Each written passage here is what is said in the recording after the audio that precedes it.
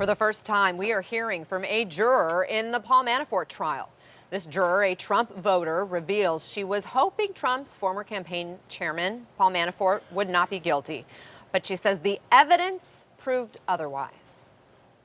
I thought that the public, America, needed to know how close this was and that the evidence was overwhelming. I did not want Paul Manafort to be guilty, but he was, and no one's above the law.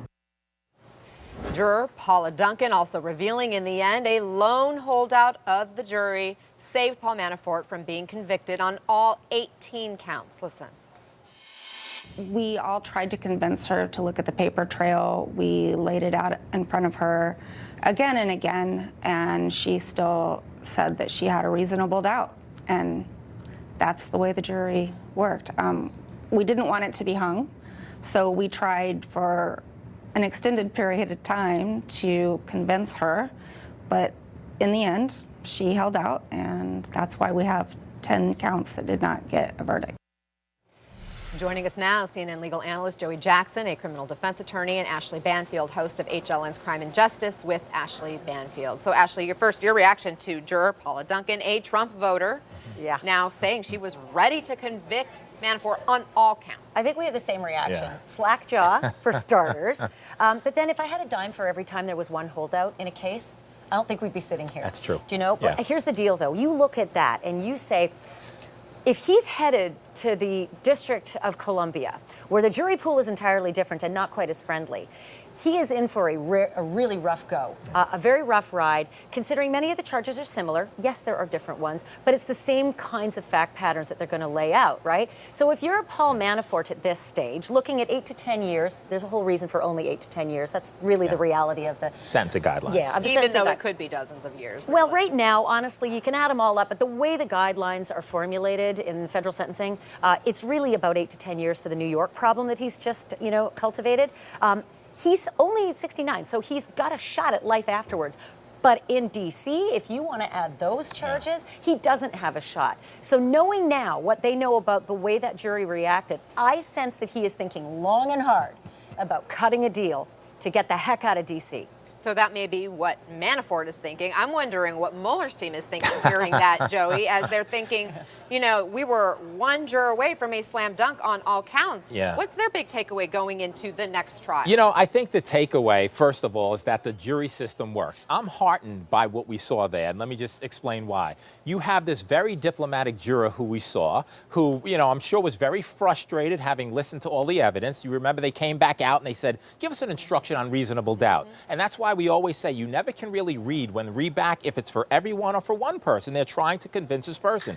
But the fact that she's a Trump supporter and said, look, the evidence was overwhelming establishes to me it worked. It also establishes to me it worked, Donna, based upon the fact that you have one holdout, right? To Ashley's point, if we had a nickel for every one holdout, that's how it works. You have people who evaluate things differently. I think if you're on Mueller's team, you're knowing that we have compelling evidence. And absent this one person, we could have gotten really unanimous as to all 18 counts. So I think it emboldens them. It establishes that they're doing what they have to do.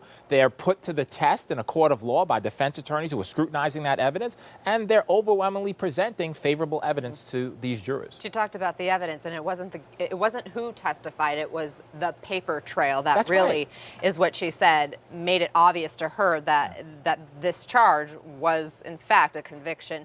But Ashley, the juror also said she wished Manafort had testified, and she wished the defense had done more, had said more. Remember, they didn't put a single witness before this jury. In retrospect, did Manafort's team mess up? If I had a nickel for every time the defendant didn't testify, I'd also not be sitting here, although I love sitting with you. But I will say this, I don't think that would have helped. And I'll couch that by saying this. That juror also gave us an indication of how she felt about the last important witness on the stand, Rick Gates. They tossed it all out. They had no interest in hearing anything that Rick Gates said, as excruciating as that material was for Manafort. Now you put Manafort up on the seat, and he's facing all of this ugliness. And they're confronted with all of his documents showing that he's not particularly honest. And I don't think that would have spelled, anything better for him than he got. So, yeah, Anna, it's true. I think jurors want symmetry, right? If one person goes, they want to know what the other person has to say. But you have to evaluate that against being savaged by experienced prosecutors who are going to make you look really bad. And to the point of why the system works also, remember what this juror said, that he seemed nervous, that his gates, right? Any witness can seem nervous, but he was self-interested because of the deal that he cut, and as a result of that, they threw it out. That's why the documentary evidence, right? The hardcore evidence that they have when they're poring over papers and documents and emails and text messages and bank accounts and everything else, that's why that's so compelling. But it heartens me to know, look, we don't know the composition, Republican, Democrat of the juror. We know about her, right? Because she said who she supports. We know this lone juror, we could surmise who they support, but they're there doing their job. And we also, right, they were out for what, 3 days, really evaluating every single count. And I just think as a person who does this, you're heartened by what they do. You know, this Civic whole responsibility. thing about the flipping, because Rick Gates flipped, right? And that made him Yeah, but the less president credible to tweeted her. today, we shouldn't even allow this. You know, this should almost be illegal. That's not part of the process. This is the process. Rick Gates flipping, anybody flipping, it's how the legal system works. If we didn't have that, you wouldn't have any convictions anywhere. And guess what? He flipped, and they still didn't care. So the justice system worked. That guy flipped. The jury didn't like that he flipped. They discounted what he said, and they still convicted partially. So this whole tweet from the president about outlawing flipping is just balderdash. Let me just remind our viewers that the next trial is on September 17th. That's when it's scheduled to start Pop for your popcorn. Manafort in D.C. And according to the reports, the Mueller team has 3 times the amount of evidence for this next trial that they had in this trial. So we'll see where things go between now and then. It'll be very interesting to have the There's next something called the conversation. pardon, remember? So maybe That's he a whole holds other out for that. segment. That's Right? a whole other segment. Yes, and we're gonna So, we're gonna yeah. talk more about that as we continue Look for here that, in though, the Anna. newsroom. Joey, thank you Yeah, for that of tease course. for our shows. We are going to get there.